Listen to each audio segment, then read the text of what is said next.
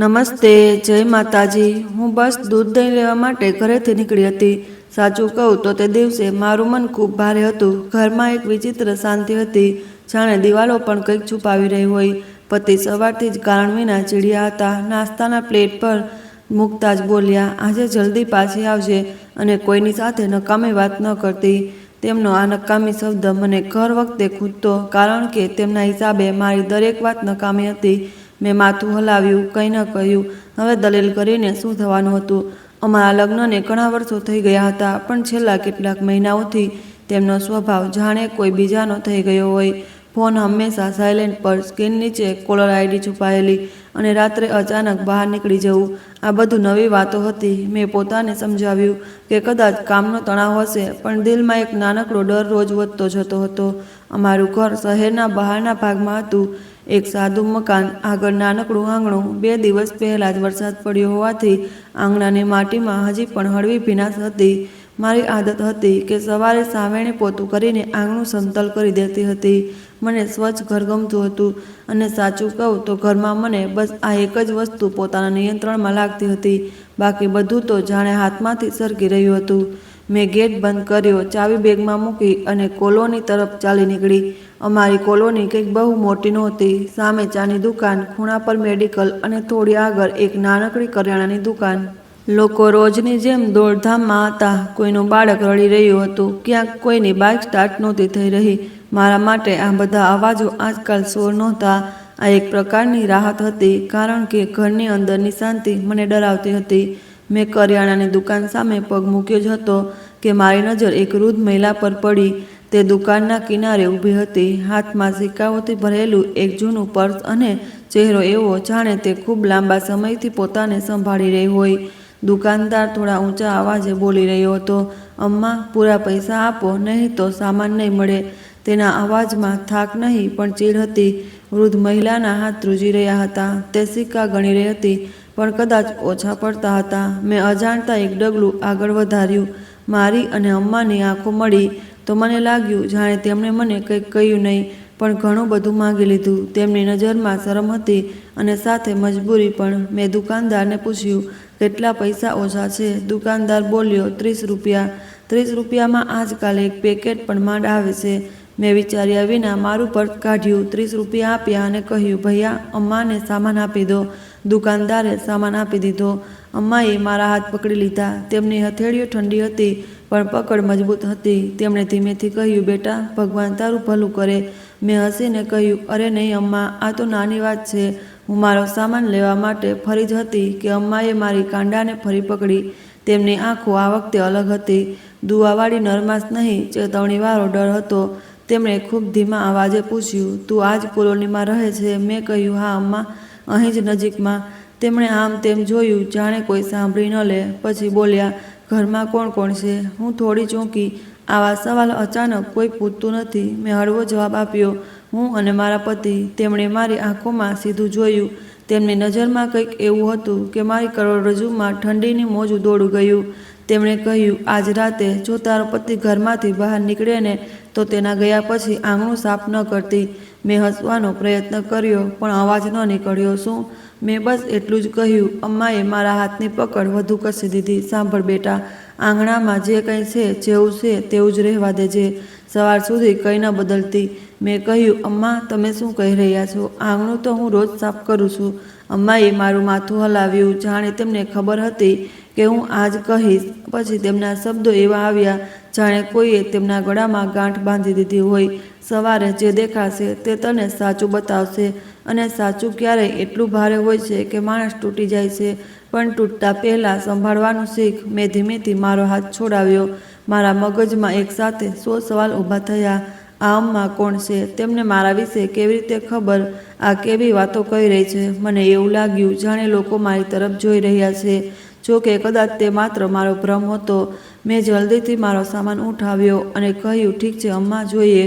મેં વાતને હળવી બતાવવાનો પ્રયત્ન કર્યો, પણ અંદરથી હું હલી ગઈ હતી। અમ્માએ જતાં જતાં બસ એક લીટી વધુ કહી, અને બેટા, આ વાત કોઈને ન કહેતી, ખાસ કરીને તારા પતિને નહીં। તેમનું આ છેલ્લું વાક્ય મારા કાનમાં નહીં, સીધું મારા દિલમાં ઉતરી ગયું।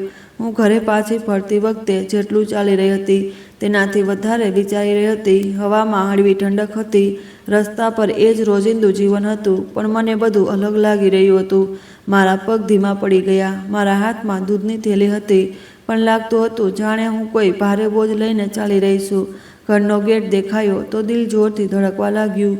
મેં પોતાને સમજાવ્યું કે આ બધું નકામું છે. વૃદ્ધ લોકો ક્યારેક વિચિત્ર વાતો કરી દે છે. કદાચ તેમને કોઈ છેતર્યા હશે અને તે દરેકને શંકાની નજરે જોવા લાગી હશે. મેં પોતાને કહ્યું, તું પાગલ ન બન, તારા ઘર પરિવારમાં શંકા ન લાવ. પણ તે જ પળે એક બીજો અવાજ મારા અંદર ઉઠ્યો. જો તે સાચી હોત તો બસ. આ જો મને પરેશાન કરી રહ્યો હતો. ઘરમાં પ્રવેશતા જ પતિનો અવાજ આવ્યો, ક્યાં રહી ગઈ હતી? મેં કહ્યું, બસ દુકાન સુધી ગઈ હતી. તેમણે આંખો સંકોચીને જોયું. એટલી વાર? મેં જૂઠ ન બોલ્યું, બસ સત્યને નાનું કરી દીધું. રસ્તામાં ભીડ હતી. તે થોડી વાર ચૂપ રહ્યા, પછી બોલ્યા, આજ રાત મારે થોડું બહાર જવું પડી શકે છે. તેમની આ વાત સાંભળીને મારા હાથમાંથી દૂધની થેલી લગભગ છૂટી ગઈ. મેં પોતાને સંભાળ્યું. મારા ચહેરા પર કંઈ ન દેખાય તેની મેં કોશિશ કરી. મેં પૂછ્યું, ક્યાં? તેમણે મારી તરફ જોયા વિના કહ્યું, બસ કામ છે, કોઈ વિવરણ નહીં, કોઈ સમય નહીં. પહેલાં તે ક્યારેય આવા નહોતા. પહેલાં તે જણાવતા હતા, સમજાવતા હતા, ક્યારેક ક્યારેક તો મારી સલાહ પણ લેતા હતા. પણ હવે હું તેમના માટે જાણે ઘરની એક વસ્તુ બની ગઈ હતી. જે છે બસ છે, પૂછો નહીં. દિવસ વીતવા લાગ્યા.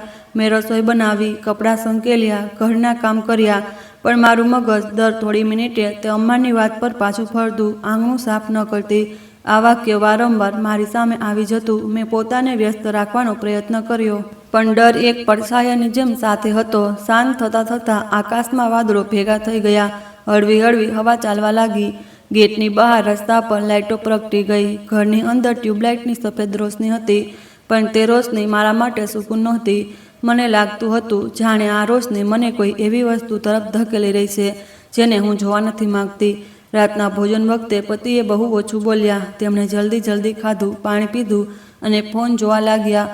ફોન તેમના હાથમાં એવો હતો જાણે કોઈ રાત છુપાવી રહ્યા હોય. મેં એકવાર હિંમત કરીને પૂછ્યું, બધું બરાબર છે ને? તેમણે માથું ઊંચક્યા વિના કહ્યું, હા કેમ? બસ પૂછ્યું. પછી આટલું ટેન્શન કેમ? તેમણે અચાનક પ્લેટ પર ચમચી મૂકી દીધી. અવાજ તીવ્ર હતો, તારે દરેક વાતમાં માથું મારવું જરૂરી છે? તેમનો સ્વર એટલો કડક હતો કે મારા ગળામાં વાત અટકી ગઈ. મેં ચૂપ થઈને પ્લેટ ઉઠાવી. તેમની આંખોમાં ગુસ્સો હતો, પણ તે ગુસ્સાની પાછળ મને એક બીજી વસ્તુ દેખાઈ, ડર કે અપરાધબોધ. હું નક્કી ન કરી શકી. લગભગ 10 વાગ્યાની આસપાસ તેમણે જેકેટ ઉઠાવ્યું. મેં જોયું તો તે એ જ જૂનું જેકેટ હતું જેમાં તે અવારનવાર બહાર જતા હતા. તેમણે જૂતા પહેર્યા, ચાવી ઉઠાવી અને બોલ્યા, હું થોડી વારમાં આવી જઈશ. મેં પૂછ્યું, કેટલી વાર? તેમણે કહ્યું, બસ કામ છે. આટલું કહીને તે બહાર નીકળી ગયા. ગેટની કુંડીનો અવાજ આવ્યો.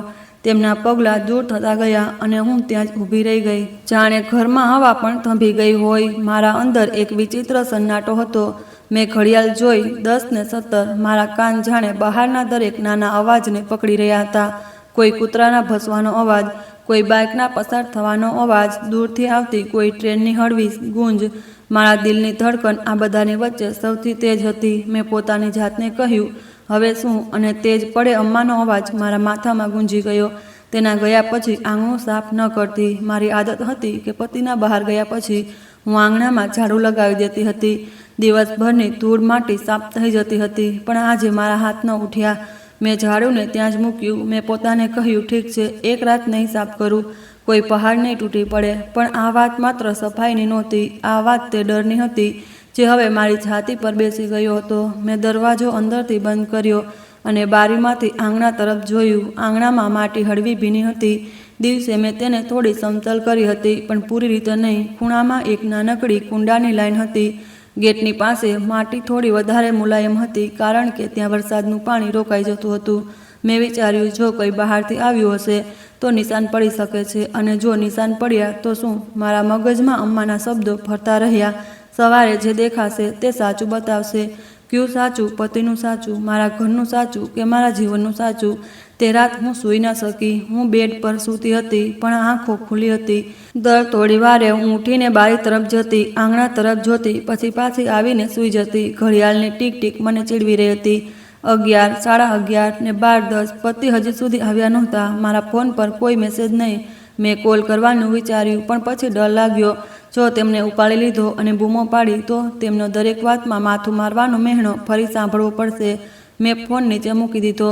મારું મન કહી રહ્યું હતું કે કંઈક ખોટું છે, પણ મગજ કહી રહ્યું હતું કે હું કારણ વિના વિચારી રહી છું. લગભગ 1 વાગ્યાની આસપાસ બહારથી હળવો અવાજ આવ્યો, જાણે ગેટની પાસે કોઈ ધીમા પગલે ચાલ્યું હોય.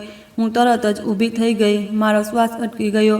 મેં કાન લગાવ્યા. થોડી સેકન્ડ માટે બધું શાંત. એક ક્ષણ હળવો ખરોચ જેવો અવાજ, જાણે કોઈ લોખંડ પર નખ ફેરવી રહ્યું હોય. મેં પોતાને સમજાવ્યું કે કદાચ કોઈ બિલાડી હશે કે હવાથી કંઈક હલી ગયું હશે, પણ મારા હાથ ધ્રુજી રહ્યા હતા. હું ધીમેથી બારી સુધી ગઈ, પણ પડદો હટાવવાની હિંમત ન થઈ. મને લાગ્યું કે જો હું જોઈ લઈશ તો જે કંઈ છે તે મને જોઈ લેશે. આ ડર બાળ સહજ હતો, પણ તે પળે મારું શરીર તેજ ડર પર ચાલી રહ્યું હતું. મેં બસ એટલું કર્યું કે રૂમની લાઇટ બંધ કરી દીધી અને મોબાઈલની ટોર્ચ પણ ન કરી. અંધારામાં હું દિવાલ સાથે અઢેલીને ઊભી હતી. દિલ એટલું જોરથી ધડકી રહ્યું હતું કે મને લાગ્યું બહારવાળો પણ સાંભળી લેશે. થોડી મિનિટો પછી અવાજ બંધ થઈ ગયો. બધું ફરી શાંત અને મેં રાહતનો શ્વાસ લીધો. પણ રાહતની સાથે એક વિચિત્ર અહેસાસ આવ્યો. આ શાંતિ અસલી નહોતી. આ તોફાન પહેલાંની શાંતિ હતી. મેં પોતાને કહ્યું, સવારે જોઈશું. અને તે જ સવારે શબ્દની સાથે મારા અંદર ફરી તે જ સવાલ ઊભો થયો, શું ખરેખર સવારે કંઈ દેખાશે? અને જો દેખાશે તો શું હું તેને જોવા માટે તૈયાર છું? લગભગ 2:30 વાગ્યે પતિ પાછા આવ્યા. દરવાજો ખુલવાનો અવાજ આવ્યો. તેમના જતાની ખટખટ. મેં જલ્દીથી પોતાને બેડ પર નાખી દીધું, જાણે હું સૂતી હોઉં. તેમણે રૂમમાં આવીને લાઇટ ન કરી, બસ મોબાઈલની હળવી રોશનીમાં કંઈક જોયું અને બાથરૂમ ચાલ્યા ગયા. થોડી વાર પછી તે બેડ પર સૂઈ ગયા. તેમના શ્વાસ ભારે હતા. મને તેમના શરીરમાંથી હળવી સિગારેટ કે કોઈ તીવ્ર પરફ્યુમની ગંધ આવી, જે તે સામાન્ય રીતે નથી લગાવતા. મેં આંખો બંધ રાખી. મનમાં એક ઉથલપાથલ હતી, પણ હું ચૂપ રહી. તેમને પૂછવાની હિંમત નહોતી, અને સાચું કહું તો હવે હું જવાબ સાંભળવાથી પણ ડરવા લાગી હતી. સવારનો પહેલો પ્રકાશ જેવો બારીમાંથી અંદર આવ્યો. હું ઉઠી ગઈ. પતિ હજી પણ સૂઈ રહ્યા હતા. મેં અવાજ કર્યા વિના પલંગ પરથી નીચે પગ મૂક્યો. મારા પગલાં આપોઆપ ગેટ તરફ વધવા લાગ્યા.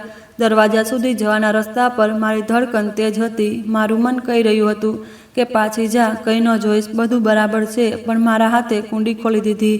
મેં દરવાજો ધીમેથી ખોલ્યો. ઠંડી હવા મારા ચહેરા સાથે ટકરાઈ અને તેજ પડે મારી નજર જમીન પર ગઈ અને મારા પગ નીચેથી જાણે જમીન સરકી ગઈ. આંગણાની ભીની માટી પર સ્પષ્ટ પગલાંના નિશાન હતા, એક નહીં અનેક.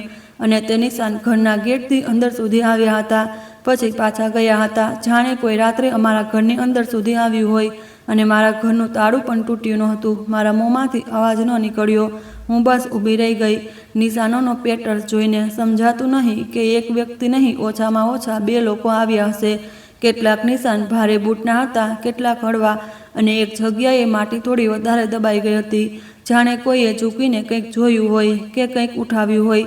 મેં મારા હાથથી મોં ઢાંકી દીધું. મારી આંખો ફાટી ગઈ. અમ્માની વાત સાચી નીકળી હતી. પણ હવે સવાલ એ નહોતો કે તેમણે સાચું કહ્યું કે ખોટું. હવે સવાલ એ હતો કે આ લોકો કોણ હતા? આ બધા રાત્રે અમારા આંગણામાં કેમ આવ્યા? અને સૌથી મોટો સવાલ, શું મારા પતિએ આ બધું ખબર હતી? હું થોડી સેકન્ડ સુધી ત્યાં જડ ઊભી રહી. આંગણાની માટી પર બનેલા નિશાન એટલા સ્પષ્ટ હતા, જાણે કોઈએ જાણી જોઈને મને બતાવવા માટે છોડી દીધા હોય. મારો શ્વાસ તેજ થઈ ગયો. હાથ આપોઆપ ઠંડા પડવા લાગ્યા. મેં એક ડગલું પાછળ લીધું, પછી આગળ. મગજ કહી રહ્યું હતું, અંદર જા, દરવાજો બંધ કર, કોઈને બોલાવ. પણ આંખો વારંવાર તે જ નિશાનો પર પાછી ફરી રહી હતી, જાણે તે નિશાન નહીં, પણ મારા ઘરની બહાર લખેલો કોઈ જવાબ હતા.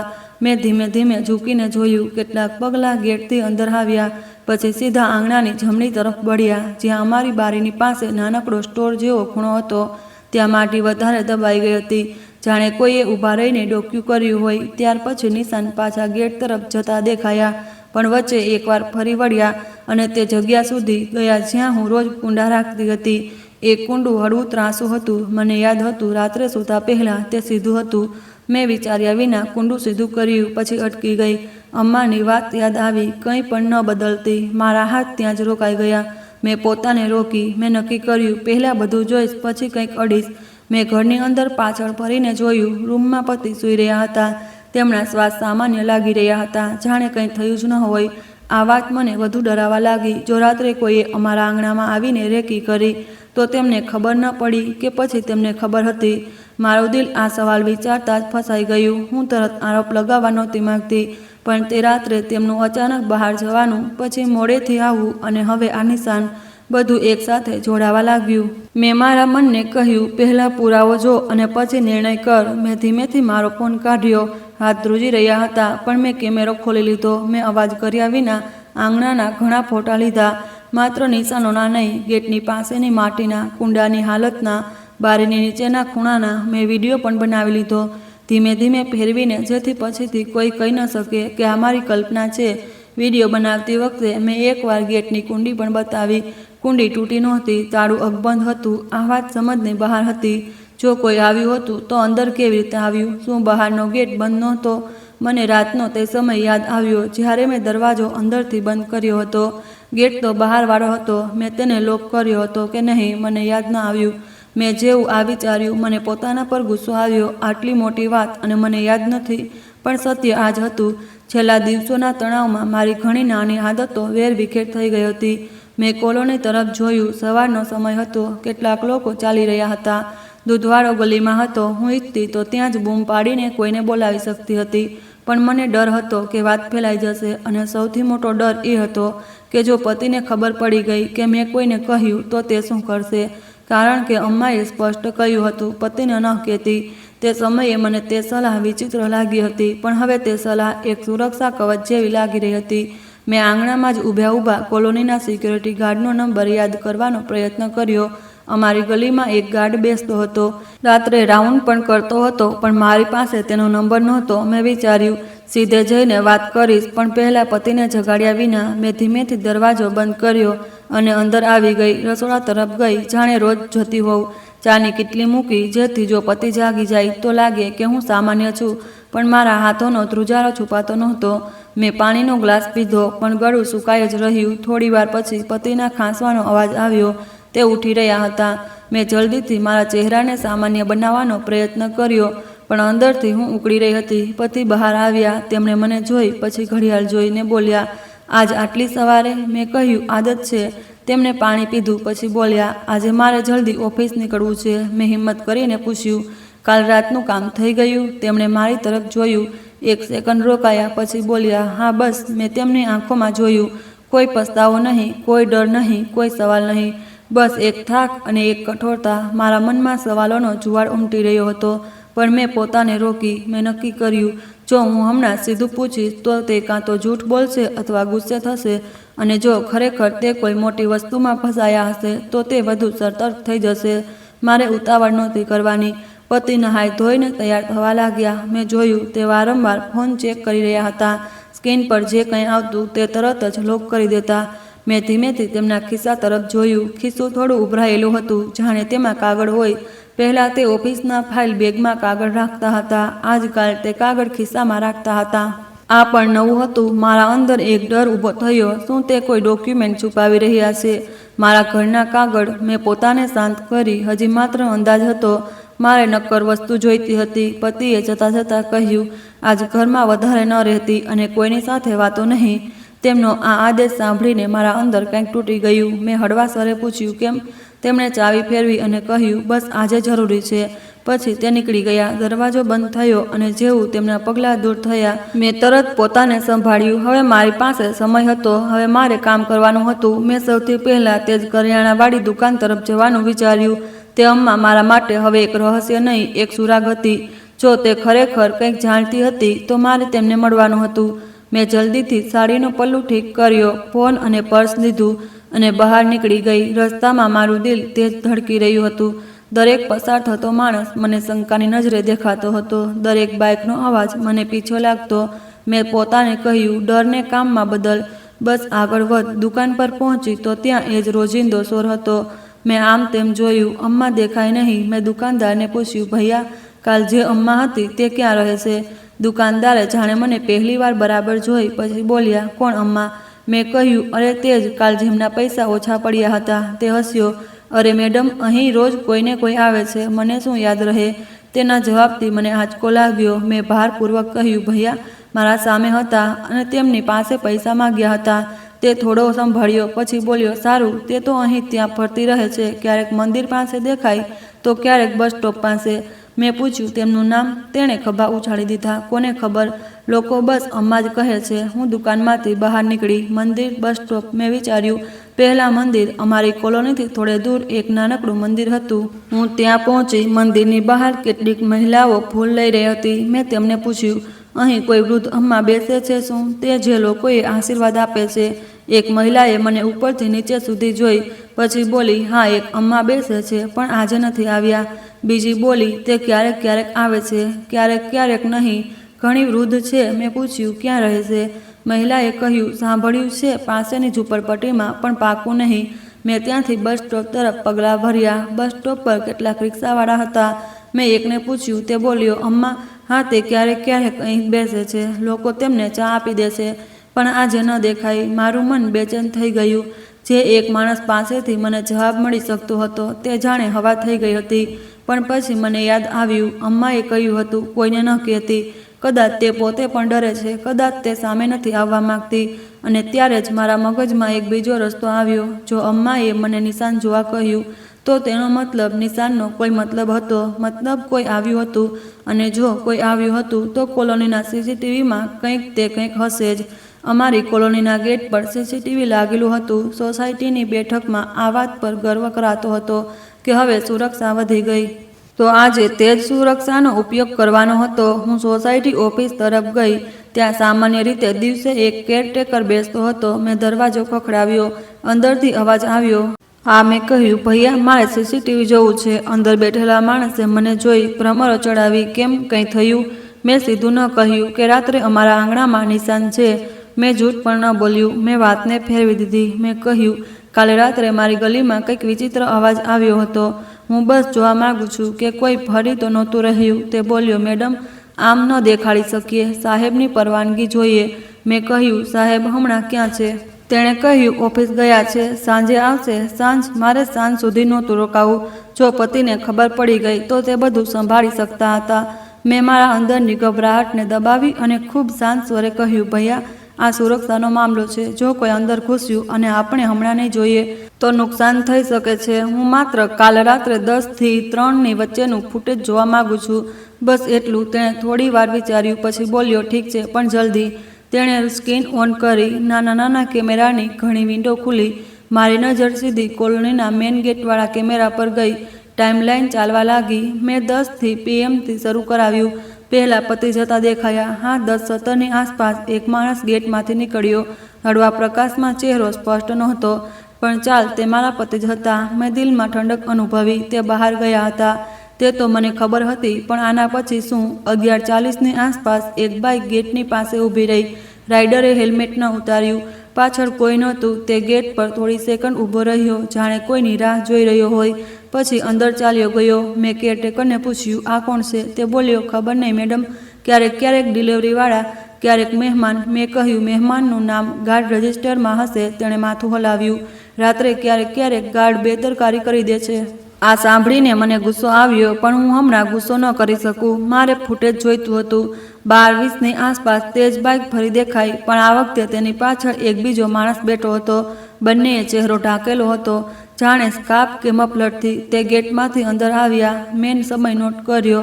મારા હાથ ધ્રુજી ગયા. આ તે જ સમય હતો જ્યારે મેં બહાર હળવો અવાજ સાંભળ્યો હતો. મારા પેટમાં જાણે ગાંઠ પડી ગઈ. મેં કહ્યું, આ લોકો ક્યાં ગયા? કેરટેકરે કેમેરો બદલીને અંદરવાળા રસ્તાનો કેમેરો લગાવ્યો. તેમની બાઇક ધીમે ધીમે ગલીમાં આગળ વધી. કેમેરાની લો ક્વોલિટીમાં સ્પષ્ટ નહોતું દેખાતું, પણ બાઇક અમારી ગલી તરફ વળતી દેખાઈ. મારો શ્વાસ અટકી ગયો. મારી જ ગલી? મેં તરત કહ્યું, ઝૂમ કરો. કેરટેકરે જેટલું થઈ શક્યું ઝૂમ કર્યું. બાઇકનો નંબર પૂરી રીતે નહોતો વંચાતો, પણ એક વસ્તુ સ્પષ્ટ દેખાઈ. બાઇકની પાછળ એક નાનકડું સ્ટીકર હતું, ઉજ્જવળ રંગનું, અને રાઇડરના જેકેટ પર ડાબા ખભાની પાસે કોઈ નાનકડો લોગો, જાણે કોઈ કંપનીનો. મેં મારા ફોનની સ્ક્રીનનો વિડીયો રેકોર્ડ કરી લીધો. આ એવિડન્સ હતો. નબળો હતો, પણ એવિડન્સ હતો. મેં ટાઈમલાઈન આગળ વધારી. 1:05 AMની આસપાસ બાઇક તે જ ગલીમાંથી પાછી આવતી દેખાઈ. આ વખતે બંને માણસ હતા, અને તેમના હાથમાં કંઈક હતું, જાણે ટૂલ બેગ કે કોઈ નાનકડો બેગ. મેં ઉતાવળ લાગી રહ્યા હતા. તેમણે ગેટમાંથી બહાર નીકળતી વખતે એક પળ રોકાઈને આમ તેમ જોયું, પછી નીકળી ગયા. મેં મારા હોઠ દબાવ્યા. હવે મારો ડર માત્ર શંકા નહોતી. આ લોકો ખરેખર અંદર આવ્યા હતા, અને જો તે અમારી ગલીમાં ગયા હતા, તો મારું આંગણું, મારું ઘર, બધું ખતરામાં હતું. મેં પૂછ્યું, બીજું કોઈ ફૂટેજ? મારા ઘરની સામેવાળો કેમેરો? કેરટેકર બોલ્યો, તમારી ગલીમાં એક કેમેરો છે પણ એંગલ બરાબર નથી. તેણે તે કેમેરો ખોલ્યો. સ્ક્રીન પર અમારી ગલીનો હિસ્સો દેખાઈ રહ્યો હતો. દૂરથી એક ઘરનો ગેટ, કેટલીક દિવાલો અને રસ્તો. અમારું ઘર પૂરી રીતે ફ્રેમમાં નહોતું, પણ ગેટની પાસેની હલચલ દેખાઈ શકતી હતી. મેં 12:25 વાળો સમય લગાવ્યો. થોડી સેકન્ડ પછી બે પડછાયા દેખાયા જે બાઇકમાંથી ઉતર્યા. તે અમારી તરફ જ વધ્યા અને પછી કેમેરામાં એંગલમાંથી બહાર ચાલ્યા ગયા. બસ એટલું, પણ આટલું પૂરતું હતું. તે અમારી તરફ આવ્યા હતા અને તેના થોડીવાર પછી પાછા ગયા હતા. આજ લોકો આંગણામાં નિશાન છોડી ગયા હતા. મારું માથું ફરવા લાગ્યું. મેં કેરટેકરને કહ્યું, આ ફૂટેજ મને જોઈએ. તે ગભરાઈ ગયો. મેડમ, હું ન આપી શકું. મેં કહ્યું, ઠીક છે, ઓછામાં ઓછું તમે તેને ડિલીટ ન કરશો. આ ખૂબ જરૂરી છે. મેં મારા અવાજમાં વિનંતી રાખી, આદેશ નહીં. તે બોલ્યો, ઠીક છે, હું નહીં હટાવું. મેં તેને જોયો અને કહ્યું, ભૈયા, જો આ ફૂટેજ હટી ગયું અને કંઈક થઈ ગયું તો જવાબદારી તમારી પણ હશે. તે ડરી ગયો. નહીં મેડમ, નહીં હટે. હું ત્યાંથી નીકળી તો તડકો તેજ થઈ ચૂક્યો હતો, પણ મારા અંદર અંધારું હતું. હવે આગળનું પગલું શું? સીધું પોલીસ. જો પોલીસ ગઈ તો પતિને ખબર પડી જશે, અને જો પતિ આમાં સામેલ નહીં પણ હોય તો ઘરમાં તોફાન આવી જશે. પણ જો તે સામેલ છે તો હું મારા જ ઘરમાં વધુ અસુરક્ષિત થઈ જઈશ. મારે એવા પગલાં લેવાના હતા જે મને સુરક્ષિત રાખે. મેં સૌથી પહેલાં મારા એક ભરોસાપાત્ર પાડોશીનો વિચાર કર્યો, અમારી બાજુવાળી આંટી, જે અવારનવાર મારા ચહેરાનો તણાવ ઓળખી લેતી હતી. પણ અમ્માએ કહ્યું હતું, કોઈને ન કહેતી. પછી મારા મગજમાં એક બીજો વિકલ્પ આવ્યો. મારા મામાના ઘરનો મારો ભાઈ. તે શાંત મગજનો છે. તે જલ્દી ગભરાઈ જતો નથી, અને સૌથી જરૂરી, તે મને એકલી નહીં છોડે. મેં ભાઈને ફોન કર્યો. ફોન ઉઠાવતા જ તેણે કહ્યું, હા દીદી, બધું બરાબર? મેં એક સેકન્ડ ચૂપ રહીને પોતાને સંભાળી. પછી કહ્યું, ભાઈ, મારે તારી સાથે જરૂરી વાત કરવી છે હમણાં. તેનો અવાજ બદલાઈ ગયો. શું થયું? મેં કહ્યું, હું બધું ફોન પર નથી જણાવી શકતી, પણ તું આજે કોઈ પણ રીતે આવી જા. હા, કોઈને જણાવતો નહીં, મમ્મીને પણ નહીં. તે તરત જ ગંભીર થઈ ગયો. ઠીક છે, હું નીકળું છું. પણ થયું શું? મેં કહ્યું, બસ આવી જા. હું એકલી ડરી રહી છું. આ બોલતા જ મારા ગળામાં ડૂમો ભરાઈ ગયો. હું રડવા નહોતી માગતી, પણ અવાજ ધ્રુજી ગયો. ભાઈએ કહ્યું, દીદી, ડર નહીં. હું હમણાં 1-2 કલાકમાં પહોંચું છું. ફોન મૂકીને મને થોડો સહારો મળ્યો. જાણે કોઈ દિવાલ મળી ગઈ હોય. હવે મારે મારા ઘરે પાછા જવાનું હતું. હું ઘરે પાછી ફરી તો સૌથી પહેલાં આંગણાના નિશાનોને ફરી જોયા. મેં કોઈ સફાઈ નહોતી કરી. જેવું હતું તેવું જ હતું. મેં મારા ફોનમાં બધા ફોટા અને વિડીયો ચેક કર્યા. પછી મેં એક બીજું કામ કર્યું.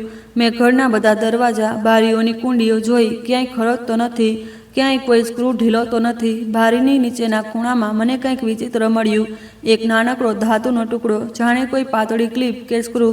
મેં તેને ટીસ્યુમાં ઉઠાવ્યું અને એક નાનકડી ડબ્બીમાં મૂકી દીધું. આ પણ પુરાવો હોઈ શકે. મારા મગજમાં એક બીજો ડર આવ્યો. જો તેમણે કોશિશ કરી હતી તો આગલી વાર તે સફળ પણ થઈ શકે છે. બપોર સુધી હું જાણે મશીન બની રહી. મેં રસોઈ બનાવી પણ પોતે ન ખાધું. હું પાણી પીતી રહી. દર થોડી વારે ફોન જોતી રહી કે પતિનો કોઈ મેસેજ તો નથી આવ્યો. કોઈ નહીં. પછી અચાનક બપોરે 2 વાગ્યાની આસપાસ પતિનો કોલ આવ્યો. તેમણે પૂછ્યું, ઘર પર છો? મેં કહ્યું, હા. તેમણે કહ્યું, આજ કોઈ આવે તો દરવાજો ન ખોલતી. મારા શરીરમાં વીજળી દોડી ગઈ. મેં કહ્યું, કોણ આવશે? તેમણે અવાજ કડક રાખ્યો, બસ ન ખોલતી. આ વાત યાદ રાખજે. પછી કોલ કટ. મારા હાથ ધ્રુજવા લાગ્યા. આ શું હતું? આ ચેતવણી હતી કે આદેશ? શું તેમને ખબર હતી કે કોઈ આવી શકે છે, કે પછી તે પોતે કોઈને મોકલવાના હતા? મારા પેટમાં જાણે આગ લાગી ગઈ. મેં તેજ પડે નક્કી કર્યું, હવે હું ચૂપ નહીં રહું, પણ હું સીધી ટકરાઈશ પણ નહીં. મેં ઘરની અંદરની એક કબાટ ખોલી જ્યાં અમારા ઘરના કાગળ રહેતા હતા. રજિસ્ટ્રી, વીજળીનું બિલ, આધારની કોપી, બધું. મેં ફાઇલો કાઢી. કેટલાક કાગળો એવા હતા જે મને જગ્યા પર ન લાગ્યા. એક ફોલ્ડર ખાલી હતું. મેં ચેક કર્યું. તેમાં ઘરના કાગળોની એક સેટ કોપી રહેતી હતી. તે નહોતી. મને લાગ્યું કોઈએ મારા શરીરમાંથી લોહી ખેંચી લીધું. કાગળ ગાયબ હતા. મેં જલ્દીથી બધી ફાઇલો ઉલટપલટ કરીને જોઈ. કંઈ નહીં. મારું માથું ફરવા લાગ્યું. પતિના ખિસ્સામાં કાગળ હોવાની વાત યાદ આવી. હવે આ માત્ર શંકા નહોતી રહી. હવે મારા જીવનના સૌથી જરૂરી દસ્તાવેજો ગાયબ હતા. તે જ વખતે દરવાજાની ઘંટડી વાગી. મારા દિલની ધડકન થંભી ગઈ. હું ફાઇલોની વચ્ચે બેઠી હતી. મેં શ્વાસ રોક્યો. ફરી ઘંટડી વાગી. હું ધીમેથી ઊભી થઈ. પગલાં હળવા. મેં દરવાજાની પાસે જઈને અંદરવાળી કુંડી જોઈ અને પીપ હોલમાંથી ડોક્યું કર્યું. બહાર 2 માણસ ઊભા હતા. સાફ કપડાં. એકના હાથમાં ફાઇલ, બીજાના હાથમાં નાનકડો બેગ. તેમની બોડી લેંગ્વેજ એવી હતી જાણે તેમને ભરોસો હોય કે દરવાજો ખુલશે. મારું શરીર શૂન્ય થઈ ગયું. પતિએ કહ્યું હતું, દરવાજો ન ખોલતી. અને હવે આ લોકો, શું આ તે જ લોકો છે જે કોઈ એજન્ટ મારા મગજમાં બધું ફરવા લાગ્યું. મેં ચૂપચાપ ફોન કાઢ્યો અને ભાઈને મેસેજ કર્યો, જલ્દી આવ, 2 લોકો દરવાજા પર છે. મેં દરવાજા પાસે ઊભે મારા બીજા હાથથી ઘરની બીજી લાઇટો બંધ કરી દીધી, જેથી લાગે કે ઘરમાં કોઈ નથી. મારા ગળામાં ધડકન ફસાઈ ગઈ હતી. બહારથી એક માણસનો અવાજ આવ્યો, મેડમ ઘર પર છો શું? એક જરૂરી સાઇન જોઈએ. બીજો બોલ્યો, બસ 2 મિનિટનું કામ છે. મેં કંઈ ન કહ્યું. મેં શ્વાસ પણ હળવો કરી દીધો. તે ફરી બોલ્યા, દરવાજો ખોલો, સાહેબે મોકલ્યા છે. આ સાંભળતા જ મારા પગ ધ્રુજવા લાગ્યા. સાહેબ એટલે મારા પતિ. હવે મારી આંખો સામે બધું સ્પષ્ટ થવા લાગ્યું, પણ હું છતાં પોતાને રોકી રહી હતી કે ક્યાંક હું ખોટું ન સમજી રહી હોઉં. પણ શબ્દ સાહેબે મોકલ્યા છે, આ શબ્દ કોઈ ભૂલ જેવા નહોતા લાગ્યા. આ આત્મવિશ્વાસ હતો. મેં દરવાજો ન ખોલ્યો. હું પાછળ હટી ગઈ. મેં ઘરની અંદરની કુંડી વધુ કસીને બંધ કરી. બહારવાળાઓએ થોડી વાર રાહ જોઈ. પછી એકે ધીમેથી કહ્યું, મેડમ અમે ફરી આવીશું, અને તેમના પગલાં દૂર ચાલ્યા ગયા. મેં બારીમાંથી હળવું જોયું. તે ગેટ તરફ વધી રહ્યા હતા. મારા શરીરમાં રાહત ન આવી, કારણ કે રાહતની સાથે એક નવી દહેશત હતી. આ લોકો પાછા આવશે અને આ બધું પતિના કહેવા પર થયું છે. તો મારા પતિ શું કરી રહ્યા છે? અને મેં તરત મારા ફોનમાં CCTV વાળા વિડીયો, આંગણાના ફોટો અને હમણાં જ પીપ હોલમાંથી જોયેલા માણસોનો સમય નોટ કર્યો. મેં ઘરની અંદરથી એક બીજું કામ કર્યું. મેં મુખ્ય દરવાજાની પાસે એક ભારે ખુરશી સરકાવી દીધી. આ બાળ સહજ લાગી શકે, પણ તે સમયે મને દરેક નાની સુરક્ષા જોઈતી હતી. મેં રસોડામાંથી એક સ્ટીલની થાળી કાઢી અને તેને દરવાજાની પાસે મૂકી દીધી, જેથી જો રાત્રે કોઈ જબરદસ્તી કરે તો અવાજ થાય. હું પોતાની જાત પર હસી ન શકી. આ મારું જીવન હતું. થોડીવાર પછી ભાઈ આવી ગયો. ઘંટડી વાગતા જ હું ગભરાઈ ગઈ. પછી પીપ હોલમાંથી જોયું તો ભાઈનો ચહેરો દેખાયો. મેં ઝડપથી દરવાજો ખોલ્યો અને તેને અંદર ખેંચી લીધો. જાણે કોઈ તોફાન બહાર હોય. ભાઈએ મને જોઈ તો તેના ચહેરા પર ચિંતા આવી ગઈ. દીદી, શું થયું? તું કેમ ધ્રુજી રહી છે? મેં તેને અંદર બેસાડ્યો, પાણી આપ્યું અને પછી મેં ધીમે ધીમે બધું જણાવ્યું. અમ્માની ચેતવણી, આંગણાના નિશાન, CCTVમાં બાઇકવાળા અને હમણાં દરવાજા પર આવેલા 2 માણસ. ભાઈની આંખો ધીમે ધીમે કડક થતી ગઈ. તે વચ્ચે પૂછતો રહ્યો, તે ફોટા લીધા? મેં કહ્યું, હા. CCTVનો પુરાવો? મેં કહ્યું, હા. મેં સ્ક્રીન રેકોર્ડ કર્યો? કાગળ? મેં કહ્યું, કેટલાક કાગળ ગાયબ છે. આ સાંભળતા જ ભાઈના જડબાના સ્નાયુઓ ફસાઈ ગયા. તેણે કહ્યું, દીદી, આ સીધો ધોખાનો કેસ લાગી રહ્યો છે. મેં ધ્રુજતા અવાજે કહ્યું, પણ તે મારો પતિ છે. ભાઈએ મારી તરફ જોયું. પતિ હોવાનો મતલબ એ નથી કે તે તારું જીવન વેચી દે. તેની આ વાત મારા દિલ પર હથોડા જેવી લાગી. ભાઈએ કહ્યું, હવે 2 કામ કરીશું. પહેલું, આજથી તું એકલી નહીં રહે. બીજું, આપણે પુરાવા સુરક્ષિત કરીશું. તેણે મારો ફોન લીધો, બધા ફોટો વિડીયો એક અલગ ફોલ્ડરમાં સેવ કર્યા અને પછી પોતાના ફોનમાં પણ મોકલી લીધા. તેણે કહ્યું, જો તારો ફોન છીનવાઈ જાય કે તૂટી જાય, પુરાવો તો પણ રહેશે. પછી તેણે મને કહ્યું, ઘરના કાગળોની લિસ્ટ બનાવ. શું હતું, શું ગાયબ છે? મેં ધ્રુજતા હાથે લખ્યું, રજિસ્ટ્રીની કોપી, કેટલાક સાઇન કરેલા જૂના ફોર્મ અને એક ખાલી ફોલ્ડર. ભાઈએ કહ્યું, ઇટ્સ ઓકે. હવે સૌથી જરૂરી વાત, પતિના આવતા પહેલા આપણે સમજવું પડશે કે તું શું કરવાનો છે અને તે સાઇન કઈ વસ્તુના છે. મેં પૂછ્યું, આપણે શું કરીશું? ભાઈએ કહ્યું, જ્યારે તે આવશે તું સામાન્ય રહેજે. હું બીજા રૂમમાં રહીશ અને જો કોઈ ફરી દરવાજા પર આવે તો આપણે વિડીયો બનાવી લઈશું, પણ દરવાજો નહીં ખોલીએ. મેં માથું હલાવ્યું. ડર હજી પણ હતો, પણ હવે હું એકલી નહોતી. અને એકલતા દૂર થતાં જ મારા અંદર એક નવી વસ્તુ જાગી, ગુસ્સો અને એક નાનકડું સાહસ. સાંજની આસપાસ પતિ ઘરે આવ્યા. દરવાજો ખુલ્યો. તેમના પગલાં અંદર આવ્યા. તેમણે મને જોઈ, પછી ભાઈને જોયો. તેમનો ચહેરો એક પળ માટે કડક થયો. પછી તેમણે નકલી હાસ્ય કર્યું, અરે શાળા સાહેબ, તું અહીં? ભાઈએ શાંત સ્વરે કહ્યું, હા, દીદીએ બોલાવ્યો. પતિએ મારી તરફ જોયું. આંખો સંકોચાઈ. કેમ બોલાવ્યો? મેં મારા દિલની ધડકન દબાવીને કહ્યું, બસ મારું મન નહોતું લાગતું. ઘરમાં ડર લાગતો હતો. પતિએ હસીને કહ્યું, ડર શેનો? તેમના હાસ્યમાં મજાક નહોતી, તેમાં ખૂંચ હતી. ભાઈએ વચ્ચે કહ્યું, દીદીએ જણાવ્યું, કાલ રાતે કેટલાક લોકો કોલોનીમાં ફરી રહ્યા હતા. મેં કહ્યું, ઠીક છે, હું આવી જાઉં છું. પતિના ચહેરાનો રંગ એક સેકન્ડ માટે બદલાયો. ખૂબ નાનો બદલાવ, પણ મેં જોઈ લીધો. તે જાણતા હતા, અથવા તેમને ડર હતો કે અમે બહુ જાણી ગયા છીએ. પતિએ વાત બદલી લીધી. સારું, ઠીક છે, રોકા, હું ફ્રેશ થઈ આવું છું. તે અંદર ચાલ્યા ગયા. મેં અને ભાઈએ એકબીજા તરફ જોયું. ભાઈએ આંખોથી ઇશારો કર્યો, સાવધાન રહેજે. થોડી મિનિટો પછી પતિ બહાર આવ્યા. ફોન તેમના હાથમાં હતો. તેમણે જેવો ફોન મૂક્યો, દરવાજાની ઘંટડી ફરી વાગી. મારું દિલ ઉછળી ગયું. પતિએ એકદમ સામાન્ય બનવાનો પ્રયત્ન કર્યો. કોણ હશે? મેં કહ્યું, હું જોઉં છું. હું પીપ હોલ સુધી ગઈ. બહાર તે જ 2 માણસ ફરી હતા. આ વખતે તેમના ચહેરા પર વધુ ગભરાહટ હતી. મેં પાછળ ફરીને પતિને જોયો. તે મને ઘૂરી રહ્યા હતા, જાણે કહી રહ્યા હોય, ખોલ. ભાઈ પાછળથી આવીને મારી પાસે ઊભો રહી ગયો. મેં દરવાજાને અંદરથી જ ઊંચા અવાજે કહ્યું, કોણ? બહારથી અવાજ આવ્યો, મેડમ, સાહેબે બોલાવ્યા હતા. બસ સાઇન. મેં કહ્યું, સાહેબ ઘર પર છે, તમે બોલો, શું છે? તે થોડા ગભરાયા. મેડમ, દરવાજો ખોલો ને, પેપર દેખાડવાનું છે. મેં કહ્યું, દરવાજો નહીં ખુલે, તમે પેપરનો ફોટો વોટ્સએપ પર કરી દો. તે પડે. મેં જાણી જોઈને આ કહ્યું. જોવાનું હતું કે તે શું કરે છે. બહારવાળા ચૂપ થઈ ગયા. પછી એકે ધીમેથી કહ્યું, મેડમ, અમે પછી આવીએ છીએ, અને તે ઝડપથી હટી ગયા. મેં દરવાજો ન ખોલ્યો. હું પાછળ ફરી. પતિનો ચહેરો હવે કડક હતો. તેમણે ધીમા, ખતરનાક અવાજમાં કહ્યું, આ શું કરી રહી છે? મેં કહ્યું હતું ને, મને ડર લાગી રહ્યો છે, અને જોયા વિના હું સાઇન નહીં કરું. તેમણે એક ડગલું આગળ વધાર્યું. તને સમજ નથી આવતી, આ જરૂરી કામ છે. ભાઈ વચ્ચે આવી ગયો, શાંત પણ નક્કર સ્વરે. કઈ વસ્તુનો સાઇન? કાગળ દેખાડો. પતિએ ભાઈ તરફ જોયું, આંખોમાં ગુસ્સો. આ મારા ઘરનો મામલો છે. ભાઈએ કહ્યું, આ મારી બહેનનું ઘર છે, અને તેની સુરક્ષાનો પણ મામલો છે. રૂમમાં સન્નાટો ફેલાઈ ગયો. મેં પહેલીવાર અનુભવ્યું કે હવે રમત બદલાઈ રહી છે. હવે હું માત્ર ડરવાવાળી નહોતી રહી. હવે સવાલ પૂછાઈ રહ્યા હતા, અને પતિ પાસે જવાબ ઓછા પડી રહ્યા હતા. પતિએ થોડી સેકન્ડ ચૂપ રહીને પોતાને સંભાળ્યો. પછી બોલ્યા, તમે લોકો નકામી શંકા કરી રહ્યા છો. બસ એક ફોર્મ હતું, ઓફિસનું. ભાઈએ કહ્યું, આ ઓફિસમાં સાઇન થઈ જાત, ઘરે લોકો કેમ મોકલે? પતિની આંખો ઝબકી, જાણે મગજ ઝડપથી બહાનું શોધી રહ્યું હોય. તેમણે કહ્યું, કારણ કે આજે છેલ્લી તારીખ હતી. ભાઈએ કહ્યું, તો પણ દીદી વાંચ્યા વિના સાઇન નહીં કરે. પતિએ મારી તરફ જોયું, અને પહેલીવાર તેમના સ્વરમાં ધમકીનો પડછાયો આવ્યો. તને મારા ભરોસા પર શંકા છે? મેં કહ્યું, ભરોસો ત્યારે હોય છે જ્યારે સાચું જણાવવામાં આવે.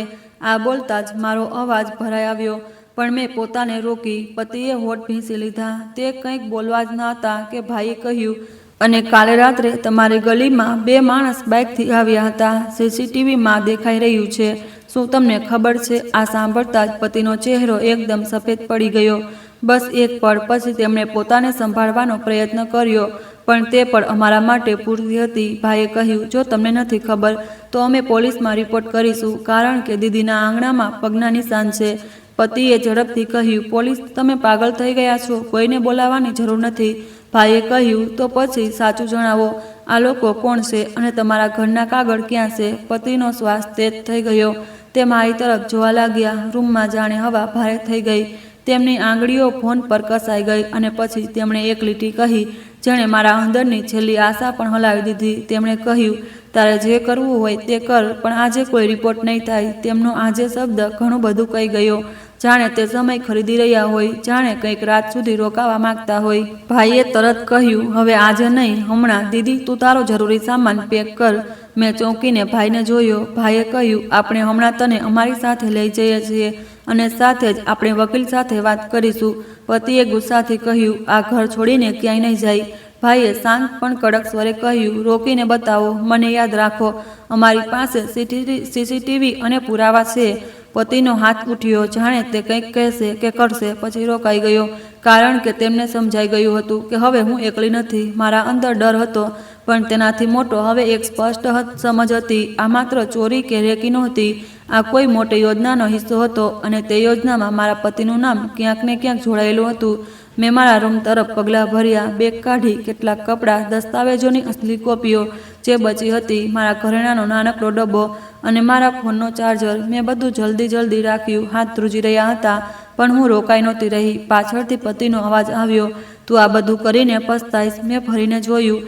તેમની આંખોમાં હવે પ્રેમ નહોતો, તેમાં નિયંત્રણ હતું, અને નિયંત્રણ તૂટતા જે ગુસ્સો નીકળે છે તે જ હતો. મેં ધીમેથી કહ્યું, પસ્તાવો તો મને ત્યારે થયો હતો જ્યારે મેં પોતાને તારા બહાનાઓથી સમજાવી. ભાઈએ મારો બેગ ઉઠાવ્યો. અમે બહાર નીકળ્યા. મેં આંગણા તરફ એક છેલ્લી નજર નાખી. તે નિશાન હજી પણ હતા. હવે તે મને ડરાવવાવાળા ન લાગ્યા. હવે તે મને જગાડવાવાળા લાગ્યા, કારણ કે તે જ નિશાનોએ મને દેખાડી દીધું હતું કે જે ઘરને હું પોતાનું સમજતી હતી, તેના અંદર સૌથી મોટો ખતરો બહારથી નહીં, અંદરથી હતો. અમે ભાઈની સાથે ઘરેથી નીકળ્યા, પણ મારા પગલાં ભારે હતા. જે ઘરની દિવાલોની વચ્ચે મેં મારા વર્ષો છોડ્યા હતા, આજે તે જ ઘરમાંથી બહાર નીકળતી વખતે મને લાગ્યું જાણે હું પોતાને સંકેલીને કોઈ અજાણી દુનિયામાં જઈ રહી છું. ભાઈએ મને કારમાં બેસાડી. મેં પાછળ ફરીને એકવાર ગેટ જોયો, પતિ દરવાજા પર ઊભા હતા. તેમની આંખોમાં ગુસ્સો હતો, પણ તેનાથી પણ વધારે એક બેચેની હતી, જાણે તેમની યોજના ડગમગી ગઈ હોય. તેમણે કંઈ ન કહ્યું, બસ જોતા રહ્યા. અને હું પહેલી વાર સમજી શકી, ઘણીવાર માણસ શબ્દોથી નહીં, પોતાની ચૂપકીદીથી સૌથી મોટું સત્ય દેખાડી દે છે. ભાઈ મને પોતાના ઘરે લઈ ગયો. તેણે કહ્યું, આજ રાત તું અહીં જ રહેજે, કાલ સવારે આપણે એક કામ કરીશું. મેં પૂછ્યું, શું? ભાઈએ કહ્યું, વકીલ. મેં ધીમેથી માથું હલાવ્યું. હું આ બધા શબ્દો વિચારી પણ નહોતી શકી. વકીલ, કેસ, રિપોર્ટ, આ બધું મારા માટે કોઈ બીજાના જીવનની વાતો હતી. મારું જીવન તો બસ ઘર, રસોઈ અને પતિની પસંદ નાપસંદની આસપાસ ફરતું હતું. પણ હવે મારા જીવનમાં કોઈએ જબરદસ્તી એક નવી વાર્તા લખી દીધી હતી અને મારે તે વાર્તા વાંચવી પડી રહી હતી. રાત ખૂબ લાંબી હતી. હું ભાઈના ઘરના ગેસ્ટ રૂમમાં સૂતી હતી, પણ ઊંઘ ન આવી. ફોન સતત કંપન કરી રહ્યો હતો. પતિના કોલ એક પછી એક, પછી મેસેજ, પહેલા નરમ પછી ખૂંદતા. તે ઘરનો મજાક બનાવી દીધો. તને શરમ ન આવી? ભાઈને વચ્ચે લાવીને તે મારી ઇજ્જત માટીમાં ભેળવી દીધી. હું દરેક મેસેજ વાંચતી પણ જવાબ ન આપતી, કારણ કે હવે મને સમજાઈ ચૂક્યું હતું, આ વાતો પ્રેમથી નહીં, કંટ્રોલમાંથી નીકળી રહી હતી. કંટ્રોલ તૂટી ચૂક્યો હતો. એટલો ગુસ્સો વધી રહ્યો હતો અને ક્યાંક ને ક્યાંક મને આજ સૌથી વધારે ડરાવતો હતો કે જ્યારે કંટ્રોલ કરવાવાળો માણસ હારે છે તો તે શું શું કરી શકે છે. સવાર થતાં જ ભાઈ મને લઈને એક લોકલ વકીલ પાસે ગયો. ભાઈએ પહેલાં જ તેના મિત્ર સાથે વાત કરી લીધી હતી. વકીલની ઓફિસ નાની હતી, પણ તેમની આંખોમાં અનુભવ હતો. તેમણે મારું નામ, લગ્નની તારીખ, ઘરના કાગળ બધું પૂછ્યું. ભાઈએ સીસીટીવીનો સ્ક્રીન રેકોર્ડ દેખાડ્યો, આંગણાના ફોટા દેખાડ્યા અને મેં જણાવ્યું કે ઘરના કેટલાક ડોક્યુમેન્ટ ગાયબ છે. વકીલે શાંત સ્વરે કહ્યું, આ મામલો માત્ર રેકીનો નથી, આ પ્રોપર્ટી ફ્રોડનો પણ હોઈ શકે. અને જો તમારા પતિએ તમારી જાણકારી વિના કોઈને ઓથોરિટી આપી છે કે તમારી ખોટી સહીનો ઉપયોગ કર્યો છે, તો આ ગંભીર અપરાધ છે. મેં હળવા અવાજે પૂછ્યું, પણ જો તે મારા પતિ છે? વકીલે મારી તરફ જોયા વિના કહ્યું, મેડમ, સંબંધ કાયદાથી ઉપર નથી હોતો અને સુરક્ષા સૌથી પહેલાં છે. વકીલે અમને 3 પગલાં જણાવ્યા. પહેલું, તરત જ એક લેખિત ફરિયાદ, ઓછામાં ઓછી શંકાસ્પદ ગતિવિધિ પ્લસ ઘૂસણખોરીના પ્રયાસના આધારે, જેથી સીસીટીવી ઓફિશિયલી સુરક્ષિત થઈ જાય. બીજું, ઘરના દસ્તાવેજો અને તમારી ઓળખ સાથે જોડાયેલી વસ્તુઓનો રેકોર્ડ સુરક્ષિત કરવો. જે ઓરિજિનલ તમારી પાસે છે તેની ફોટોકોપી અને ડિજિટલ બેકઅપ. ત્રીજું, સૌથી જરૂરી, પ્રોપર્ટી પર કોઈ લીગલ, ઇનલીગલ ટ્રાન્સફર કે મોર્ગેજ થયું છે કે નહીં તેની તપાસ. તેમણે કહ્યું, આજકાલ ઘણા લોકો ઘરના કાગળોની કોપી, આધાર, પાનની કોપી અને એક ખોટી સહીથી બ્રોકર દ્વારા ખેલ કરી દેશે. મારું માથું ફરવા લાગ્યું. મેં ક્યારેય વિચાર્યું પણ નહોતું કે મારું પોતાનું ઘર, જેને હું સૌથી સુરક્ષિત જગ્યા માનતી હતી, તે જ ઘરને કોઈ સોદાની વસ્તુ બનાવી શકે છે. અમે પોલીસ સ્ટેશન ગયા. હું ડરી રહી હતી. પોલીસ સ્ટેશન મારા માટે હંમેશા લડાઈની જગ્યા રહ્યું હતું, જ્યાં લોકો રડે છે, બૂમો પાડે છે, પણ ભાઈ મારી સાથે હતો. વકીલે અમને એક નાનકડી અરજી લખી આપી. અમે સીસીટીવીનો સમય પણ લખ્યો, આંગણાના નિશાનોનો ઉલ્લેખ કર્યો અને તે 2 લોકોનો પણ જે સાહેબે મોકલ્યા છે, બોલીને દરવાજા પર આવ્યા હતા. ડ્યુટી ઓફિસરે પહેલાં તો ઢીલો વ્યવહાર બતાવ્યો, પણ જ્યારે ભાઈએ કહ્યું કે સીસીટીવી ફૂટેજ હાજર છે અને ઘરના કાગળ ગાયબ છે, તો તેમનો ચહેરો બદલાઈ ગયો. તેમણે કહ્યું, ઠીક છે, અમે એક જીડી એન્ટ્રી કરી દઈએ છીએ અને તપાસ કરીશું. વકીલે પહેલાં સમજાવ્યું હતું કે શરૂઆતમાં ઓફિશિયલ એન્ટ્રી ખૂબ જરૂરી છે, કારણ કે પછીને કોઈ ન માને કે તમે સમયસર ફરિયાદ કરી હતી. મારા દિલને થોડો સહારો મળ્યો. ઓછામાં ઓછું હવે આ માત્ર મારી વાર્તા નહોતી, હવે તે આ રેકોર્ડમાં હતું. પોલીસ સ્ટેશનમાંથી નીકળતા જ ભાઈએ કહ્યું, હવે આપણે એક બીજી જગ્યાએ જઈશું. મેં પૂછ્યું, ક્યાં? તેણે કહ્યું, સબ રજિસ્ટ્રાર, સેવા કેન્દ્ર કે ઓનલાઈન પ્રોપર્ટી રેકોર્ડ ચેક. અમે શહેરની તે ઓફિસમાં ગયા જ્યાં પ્રોપર્ટી સાથે જોડાયેલા રેકોર્ડની બેઝિક જાણકારી મળી શકતી હતી. ભાઈએ એક જાણકારની મદદથી તપાસ શરૂ કરી. હું ખુરશી પર બેઠી, હાથમાં પાણીનો ગ્લાસ અને દિલમાં તોફાન. થોડીવાર પછી ભાઈ પાછો આવ્યો. તેનો ચહેરો ગંભીર હતો. તેણે ધીમેથી કહ્યું, દીદી, અહીં કંઈક શંકાસ્પદ છે. મારો શ્વાસ અટકી ગયો. મેં કહ્યું, શું? તેણે કહ્યું, ગયા મહિને એક લોન ઇક્વાયરી જેવી એન્ટ્રી દેખાઈ રહી છે. પૂરી ડિટેલ હજી નથી મળી, પણ કોઈ પ્રયાસ થયો છે કે પ્રોપર્ટીને કોલેટરલ તરીકે બતાવવામાં આવે. મારા કાનોમાં અવાજ ગુંજવા લાગ્યો. મેં મારી આંગળીઓ કસીને પકડી લીધી. મતલબ, આ સાચું હતું. કોઈ કોશિશ થઈ રહી હતી કે આ મારા જાણ્યા વિના નહોતું થઈ શકતું, કારણ કે ઘર મારા અને પતિના નામ પર બંને હતું. તો મારા સાઇનની આજે જરૂર હતી અને તે લોકો સાઇન લેવા જ તો આવ્યા હતા. મેં તે જ પળે મારા પતિને કોલ કર્યો. પહેલીવાર છેલ્લા 2 દિવસમાં મેં પોતે ફોન કર્યો. ફોન ઉઠ્યો, તેમનો અવાજ આવ્યો. હવે યાદ આવી? મેં ખૂબ શાંત સ્વરે કહ્યું, તમે ઘરના કાગળ ક્યાં રાખ્યા છે? તે હસ્યા. કયા કાગળની વાત કરી રહી છે? મેં કહ્યું, જે કબાટમાંથી ગાયબ છે. તેમનું હાસ્ય થંભી ગયું. 1 સેકન્ડની ચૂપકીદી પછી તે બોલ્યા, તું કબાટમાં ઘૂસી કેમ? મેં કહ્યું, કેમ? કારણ કે મારા ઘરમાં લોકો રાત્રે ઘૂસી રહ્યા છે અને તમે કહી રહ્યા છો દરવાજો ન ખોલતી. તમે મને મૂર્ખ સમજો છો? તેમનો સ્વર બદલાઈ ગયો. તારે જે સમજવું હોય તે સમજ. મેં કંઈ ખોટું નથી કર્યું. મેં કહ્યું, તો પછી તે લોકો કોણ હતા જે કહી રહ્યા હતા કે સાહેબે મોકલ્યા છે? તે બૂમો પાડ્યા, તારા ભાઈએ તને મારા વિરુદ્ધ ભડકાવી દીધી છે. મેં ધીમેથી કહ્યું, ભડકાવી નથી, જગાડી છે. અને મેં કોલ કાપી દીધો. કોલ કપાતા જ મારા હાથ ધ્રુજવા લાગ્યા, પણ દિલમાં એક વિચિત્ર સુકૂન હતો, કારણ કે પહેલીવાર હું પોતાને બચાવવા માટે કઠોર થઈ હતી. ભાઈએ કહ્યું, હવે આપણે તારા ઘરે પાછા જઈશું, પણ એકલા નહીં, આપણે 2-3 લોકોને સાથે લઈશું. તે પોતાના એક મિત્ર અને એક વૃદ્ધ પાડોશી અંકલને સાથે લઈ આવ્યો, જે સોસાયટીમાં સન્માનિત હતા. અમે બધા સાથે મારા ઘર તરફ ગયા. મારું દિલ તેજ ધડકી રહ્યું હતું. ઘરના ગેટની સામે ઊભા રહીને મને વિચિત્ર લાગ્યું. આ તે જ જગ્યા હતી જ્યાં હું રોજ ઝાડુ લગાવતી, જ્યાં હું તુલસીને પાણી આપતી હતી, પણ હવે આ જગ્યા મારા માટે અભ્યાસ સ્થળ જેવી થઈ ગઈ હતી. ઘરની અંદર ગયા તો પતિ નહોતા. કદાચ તે જાણી જોઈને બહાર ચાલ્યા ગયા હતા. ભાઈએ કહ્યું, ઠીક છે, પહેલાં આપણે ઘરની અંદરની સ્થિતિ ડોક્યુમેન્ટ કરીશું. અમે ફરીથી કબાટ જોઈ. ફાઇલોની હાલત, કેટલાક કાગળ વેરવિખેર, જાણે કોઈએ જલ્દી શોધ્યું હોય. ભાઈએ ફોનથી વિડીયો બનાવ્યો. પછી તેણે કહ્યું, દીદી, તારા નામવાળા બધા ઓરિજિનલ આપણે હમણાં અમારી સાથે લઈ જઈશું અને ઘરની એક ઇન્વેન્ટરી બનાવી લઈશું. મેં માથું હલાવ્યું. અમે દરેક જરૂરી કાગળ, મારા ઘરેણાં અને થોડો જરૂરી સામાન કાઢ્યો. તે વખતે મારા અંદર માત્ર એક ભાવના હતી, બચાવ. હું મારા જ ઘરમાં મારા જ અધિકારોને બચાવવા માટે સામાન સંકેલી રહી હતી. આ કેટલું વિચિત્ર હતું. ત્યારે જ બહારથી બાઇકનો અવાજ આવ્યો. ગેટ પર કોઈ ઊભું રહ્યું. ભાઈએ મને રૂમની અંદર કરી દીધી. મિત્ર અને અંકલ દરવાજાની પાસે ગયા. ઘંટડી વાગી. ફરી તે જ અવાજ, મેડમ, દરવાજો ખોલો. ભાઈએ અંદરથી જ કહ્યું, કોણ? બહારવાળો બોલ્યો, અમે કાગળ લેવા આવ્યા છીએ. ભાઈએ પૂછ્યું, કોના કહેવા પર? બહારવાળો થોડી સેકન્ડ ચૂપ રહ્યો, પછી બોલ્યો, સાહેબના. ભાઈએ દરવાજો ન ખોલ્યો. તેણે ફોન કાઢીને વિડીયો રેકોર્ડ ઓન કર્યો અને ઊંચા અવાજે કહ્યું, તમારું નામ અને તમે કઈ કંપનીમાંથી છો અને આ કામ કોનું છે? બહારવાળો ગભરાઈ ગયો. તેણે એક ડગલું પાછળ લીધું. પછી તેણે કહ્યું, અમે ખોટા ઘરે આવી ગયા, અને તે ભાગવા લાગ્યો. અંકલે તેને રોકવાનો પ્રયત્ન કર્યો, પણ તે ઝડપથી બાઇક સ્ટાર્ટ કરીને નીકળી ગયો. અમે નંબર પ્લેટ જોવાનો પ્રયત્ન કર્યો, પણ તે અડધી ઢાંકેલી હતી. તો પણ ભાઈએ તેનો પાછળવાળો સ્ટીકર કેમેરામાં કેદ કરી લીધો. મારા શરીરમાં ઠંડક દોડી ગઈ. આ તે જ રીત હતી. એક જેવી બાઇક, એક જેવું સ્ટીકર. મતલબ આ કોઈ રેન્ડમ ભૂલ નહોતી. આ એક નેટવર્ક હતું અને કોઈ અંદરથી તેમનો રસ્તો આપી રહ્યું હતું. ભાઈએ તરત ગાર્ડને બોલાવ્યો. ગાર્ડ આવ્યો, ગભરાયેલો. ભાઈએ તેને સીસીટીવીની વાત યાદ કરાવી. ગાર્ડે કહ્યું, સાહેબ, એટલે તમારા પતિ ક્યારેક રાતે કહેતા હતા કે જો કોઈ માણસ આવે તો જવા દેજો, મહેમાન છે. આ સાંભળતા જ મારી આંખો સામે અંધારું છવાઈ ગયું. મારા પતિએ ગાર્ડને પહેલાંથી નિર્દેશ આપ્યા હતા. મતલબ રાત્રે જે લોકો આવ્યા તે મહેમાન બનીને અંદર આવ્યા હતા અને હું ઉપર રૂમમાં ડરની સાથે ઊભી હતી. મેં ગાર્ડને પૂછ્યું, તમે કેમ માની લીધું? ગાર્ડે માથું ઝુકાવી લીધું. મેડમ, સાહેબે કહ્યું હતું અને તે ઘરના માલિક છે. મેં ધીમેથી કહ્યું, હું પણ માલિક છું. મારા અવાજમાં દર્દ હતું, પણ સાથે જ એક નવી કઠોરતા પણ, કારણ કે હવે હું પોતાને નાની નહોતી માની રહી. તે દિવસે અમે એક બીજું પગલું ભરવા ગયા. વકીલે કહ્યું હતું, તમારે પ્રોપર્ટી એલર્ટ જેવી સુવિધા કે રેકોર્ડમાં કોશન લગાવવાનો પ્રયત્ન કરવો જોઈએ, જેથી કોઈ ટ્રાન્ઝેક્શન સરળતાથી ન થાય. અમે જે કંઈ શક્ય હતું તે પ્રક્રિયાની શરૂઆત કરી.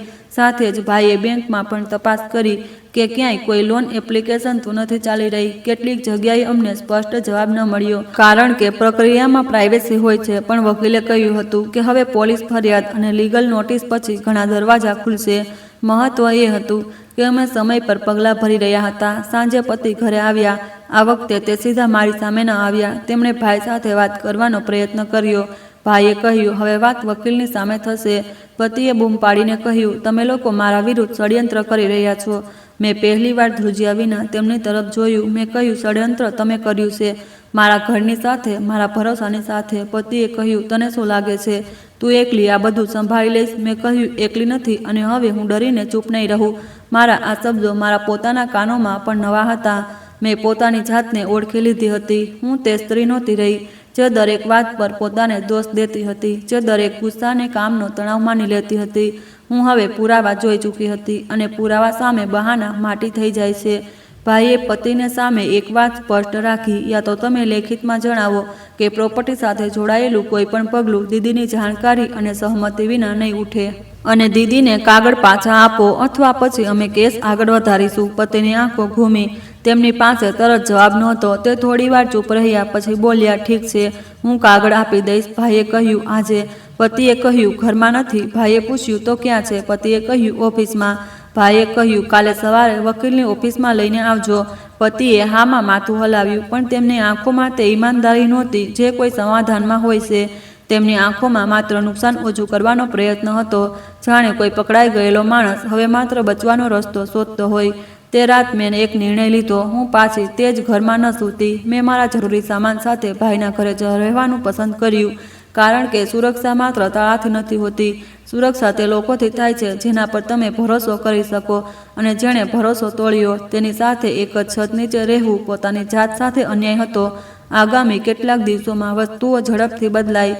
વકીલ દ્વારા પતિને નોટિસ ગઈ. પોલીસ તપાસ આગળ વધી. સોસાયટીએ સીસીટીવી ફૂટેજ સુરક્ષિત કરવાનો લેખિત આશ્વાસન આપ્યો. ગાર્ડની બેદરકારી પર સમિતિમાં વાત ઉઠી, અને સૌથી જરૂરી, મારા અંદર જે ડર હતો તે ધીમે ધીમે સ્પષ્ટતામાં બદલવા લાગ્યો.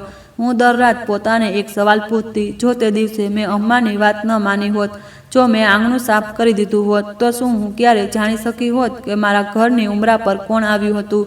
કદાચ નહીં. હું ફરી કોઈ જૂઠમાં જીવતી રહેતી, અને એક દિવસ અચાનક મારું ઘર કોઈ બીજાના નામે થઈ જાત અને હું બસ રડતી રહેતી કે મને ખબર જ ન પડી. પણ મને ખબર પડી ગઈ, કારણ કે એક અજાણી અમ્માએ મને એક નાનકડો નિયમ આપ્યો હતો.